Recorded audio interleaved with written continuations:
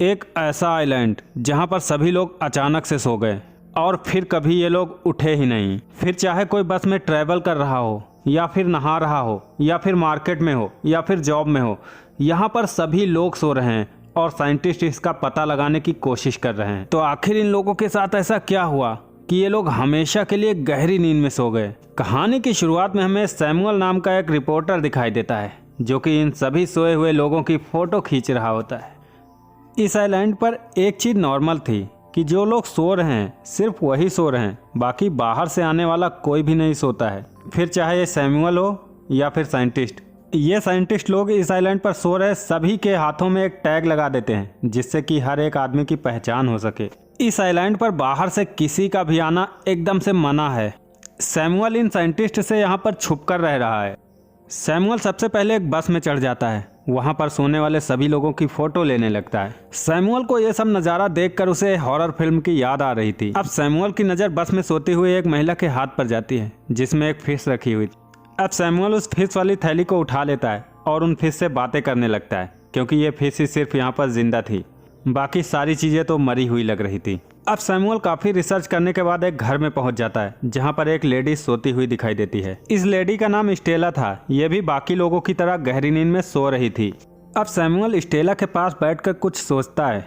इसके बाद दूसरे कमरे में सोने के लिए चला जाता है। वैसे सैमुअल का मन स्टेला के पास ही सोने का था, लेकिन फिर भी वो उसकी प्राइवेसी को ध्यान में रखते हुए दूसरे कमरे में सोने चला गया था। अब सैमुअल सोते हुए एक बहुत अच्छा ड्रीम देखता है कि वो एक सुपरमार्केट में पहुंच गया है जहां पर स्टेला भी है। ये स्टेला को इम्प्रेस करने की कोशिश कर रहा है, लेकिन स्टेला तो सैमुअल को भाव ही नहीं दे रही थी। इस आइलैंड पर सैमुअल इतना अकेला हो चुका था कि वो सोती हुई स्टेला से बातें करने लगा था।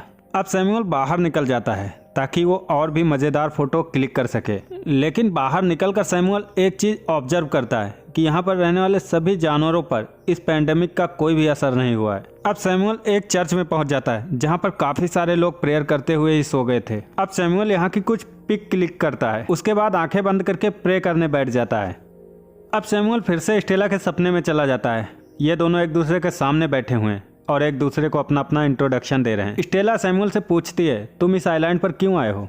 स्टेला मन ही मन अंदाजा लगाती है कि सैमुअल शायद अपनी रिपोर्टिंग कंपनी को और भी अच्छा कंटेंट देने के लिए यहाँ पर आया हुआ है ताकि वो और ज़्यादा पैसे कमा सके।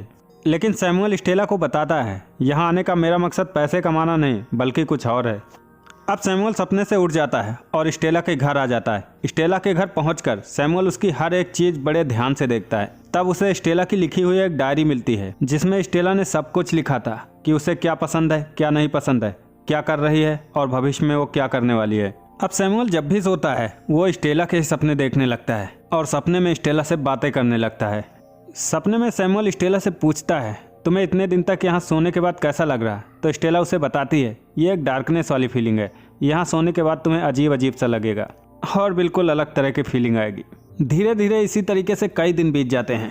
अब एक सुबह सैमुअल घर से निकलता है तो उसे बैलून से भरी हुई एक कार दिखाई देती है। वो कार की फोटो खींचने लगता है, तभी उसे साइंटिस्ट आते हुए दिखाई देते हैं। इसीलिए सैमुअल वहाँ से तुरंत भागकर स्टेला के घर चला जाता है। अब सैमुअल इन सारी चीज़ों से काफ़ी ज़्यादा परेशान हो चुका था, इसीलिए वो डिसाइड करता है कि वो अब जल्द से जल्द इस आइलैंड से वापस चला जाएगा। इसीलिए वो समुंदर के किनारे अपनी बोट के पास जाता है तो वो देखता है पूरा समुंदर सूख चुका है, इसीलिए अब वो इस आइलैंड को नहीं छोड़ सकता। अब सैमुअल स्टेला के घर वापस आ जाता है तो वो देखता है स्टेला का नल खुला हुआ है, लेकिन उसे याद आता है उसने तो जाने से पहले नल बंद किया था। ये सारी चीज़ें तो और भी सैमुअल को परेशान कर रही थी। अब सैमुअल फिर से स्टेला के सपने देखने लगता है। अब सपने में स्टेला सैमुअल से यहाँ आने का असली मकसद पूछती है। तब सैमुअल उसे अपना असली मकसद बता देता है। वो बताता है, मैं तुमसे 1 साल पहले एक बीच पर मिला था, तुम्हें देखते ही मुझे तुमसे प्यार हो गया था और मैं तुमसे तुम्हारा नंबर भी लेना चाहता था, लेकिन उससे पहले तुम वहाँ से जा चुकी थी। इसीलिए तुम्हें ढूंढकर तुम्हारा पता लगाना मेरा सबसे बड़ा मकसद था। अब अगले दिन सैमुअल एक सुपरमार्केट में जाता है जहाँ पर सभी लोग एकदम से सोए हुए थे। सैमुअल वहाँ से कुछ चीज़ें कलेक्ट करता है, लेकिन तभी वहाँ पर एक साइंटिस्ट आ जाती है। अब सैमुअल सोने का नाटक करता है तो वो साइंटिस्ट उसके हाथ में भी टैग लगाकर चली जाती है। अब जब वो साइंटिस्ट चली जाती है तो सैमुअल अकेले ही उस सुपरमार्केट में बहुत सारी चीज़ें कलेक्ट करता है। इसके बाद वो उसका बिल भी चुकाता है और वापस स्टेला के घर आ जाता है। अब सैमुअल स्टेला के घर की हर एक चीज़ को बहुत बारीकी से ऑब्जर्व कर रहा था जिससे कि उसे पता चल सके कि स्टेला को क्या पसंद है और क्या नहीं पसंद है, ताकि वो जब सोकर उठे तो ये उसे इम्प्रेस कर सके। अब स्टेला के कमरे में उसे स्टेला का एक टैप रिकॉर्डर मिलता है जिसमें स्टेला की बहुत सारी बातें रिकॉर्डेड थी कि उसे कैसी बार्बी गर्ल, स्मिंगो बर्ड और बहुत सारी बुक पसंद हैं। और साथ ही स्टेला को एक ऐसे सुनसान बीच पर जाना था जहाँ पर कोई भी ना हो, सिर्फ स्टेला हो और उसका साथी हो।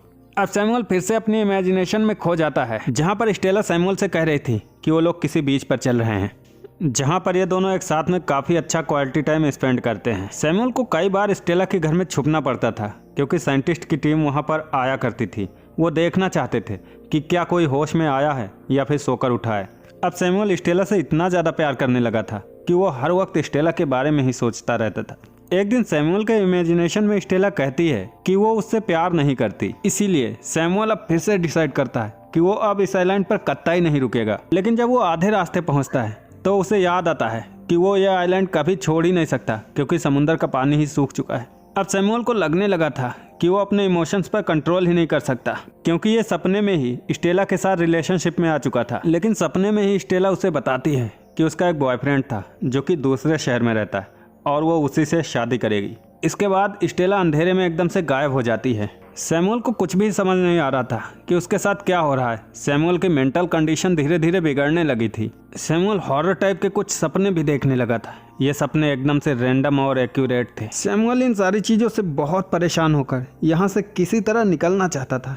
इसीलिए वो एक टाइपराइटर लेकर स्टेला के बारे में अपनी सारी फीलिंग टाइप करता है ताकि स्टेला जब नींद से उठे तो वो उसके बारे में सारी चीज़ें जान सके। अब इसके बाद सैमुअल भी हमेशा के लिए गहरी नींद में सो जाता है। लेकिन अब एक दिन स्टेला हिलती है और वो इतने महीनों के बाद नींद से जाग चुकी थी।